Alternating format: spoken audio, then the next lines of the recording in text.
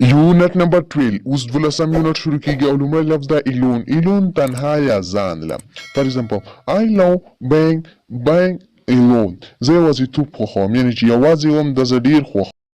اپارټمنټ ویل کیږي کمرې ته، لکه فار ایگزامپل په بلډینګ کې کمرې ته هم ویل کیږي. لکه ته تعلیم کوي یو ځای ته لاړې، هلته ته ځان له سبق لپاره یو کیمره ونیوله، نو هغې ته ویل کیږي اپارټمنټ. فار ایگزامپل I have a nice apartment in the city. چې په ښار کې زما یوه ښکلې کوټه ده، یعنې په ښار کې زما یوه ښکلې کوټه ده، ښکلې کیمره ده.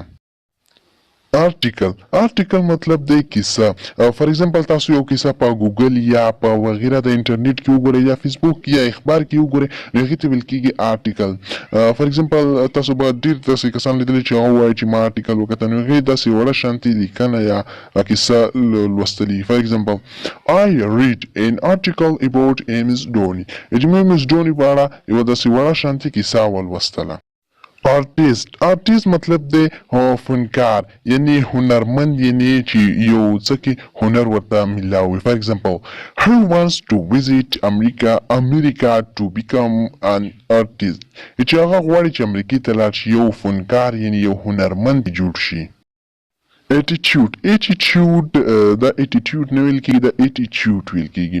دا ډېر اهم سوال دی. فار ایگزامپل ته د ځان په اړه داسې فکر کوي چې مثال زه دا کار نشم کولی، په ما کې د ټیلنټ نشته، نو تا کې ایټیټیوډ چې دا نشته. فار ایگزامپل ته هر کار وویني هغه وایي چې زه به دا انشاءالله کوم دا به زده کوم، نو تا کې بیا ایټیټیوډ چې دا شته. فار ایگزامپل زیګزیلر څه وایي؟ Your attitude determines your altitude. چې ستاسو د ځان په اړه فکر ستاسو لوړوالی یعنې پرمختګ ټاکي. کمپیر ویل کېږي موازنه کول یا مقایسه کول. فار ایگزامپل تاسو دوه امونه راخیستل په لاس کې مو ونیول، ګورئ چې کوم یو غټ دی او کوم یو نه دی غټ، یعنې کوم یو ښکلی دی کوم نه دی ښکلی، یا داسې بل څه راخلی هغه ګورئ چې کوم یو ښه دی کوم یو نه دی هم، نو هغې ته ویل کېږي کمپیر. For example, don't compare yourself with others. د دې مطلب دا چې خپله موازنه د نورو سره مه کوئ، یعنی د خپل ځان چې د نورو سره مه پرتله کوئ، چې مثال هغه مالدار دی زه نه یم مالدار، زه غریب یم هغه مالدار دی، نو دا د نورو سره مه پرتله کوئ. نو که دا تاسو پرتله کوئ نو تاسو به هېڅکله ژوند خوشحاله نه کوئ، یعنې خوشحاله به نه وئ. جج مطلب د نورو خلکو پسې خبرې کول یا د نورو خلکو خبرو کې خبرې رابسل. لکه فار ایگزامپل ته وایي چې په هغو کې دا خبره کېده، پا کې دا کېده، پلنکي کې دا خبره کېده، نو هغې ته ویل کېږي جج. فار ایگزامپل ډونټ جج ادر. نورو خلکو پسې خبرې مه کوه، ځکه چې نورو خلکو پسې خبرې مه کوه، مونږ په دا خبره هم شته په دا خبره هم شته. ډونټ جج ادر. میگزین مطلب دی رساله. فار ایگزامپل I used to read English magazine. ما به د انګلیش رساله کتله. I used to read English magazine. میټیریل ویل کېږي موادو ته، مختلفو قسم موادو ته ویل کېږي. لکه فار ایگزامپل ته یو دیوال جوړوي، د هغې دپاره د څه مواد اختراع کړي دي، څه مواد تیار کړي دي چې په هغې باندې د دیوال جوړ کړي. نو یا کیک پخوي، کیک دپاره د څه راغونډ کړي دي، نو هغې ته ویل کېږي میټیریل. فار ایگزامپل blocks, cement and sand are material to boil a wall. چې خښته، بلاک، سیمنټ او شګه د دیوال د جوړولو مواد دي. میل ویل کېږي ډوډۍ ته، ډوډۍ خوړلو ته. فار ایگزامپل I have eaten the meal. ما ډوډۍ خوړلې ده. I have eaten the meal.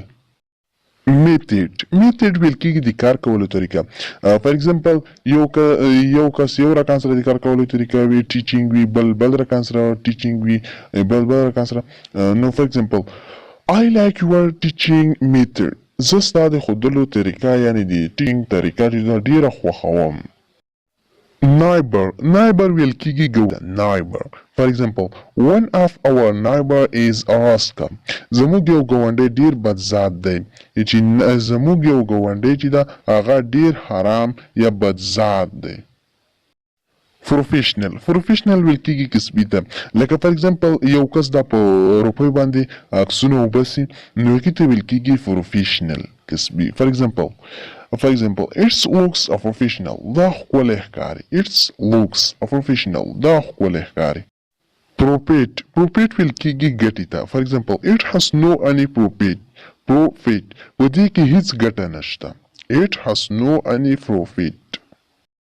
Quality will kigi خاصیت ته یا خوبی ته. For example, what qualities does it have? ودي کې څه خاصیت ده په څه خوبی ده پکې.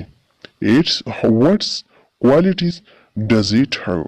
Shape will kigi شکل ده. For example, the accident has completely changed the shape of the car. دغه حادثه دغه فيه چې دغه موټر چې د دې ټول شکل د سی بدل کړی دی. به هغه شان ښکاری نه اوس د شل به بدل شو د اکسیډنټ لوجه. For example, the accident has completely changed the shape of the car. Space मतलब दे खालीगा या ज़ाई. For example, I don't have much space for these things in my room. Ejizuma po kemra ki dumra zainashta chi stada ga saman ki zaishi. Dumra zainashta ki I don't have much space for these things in my room.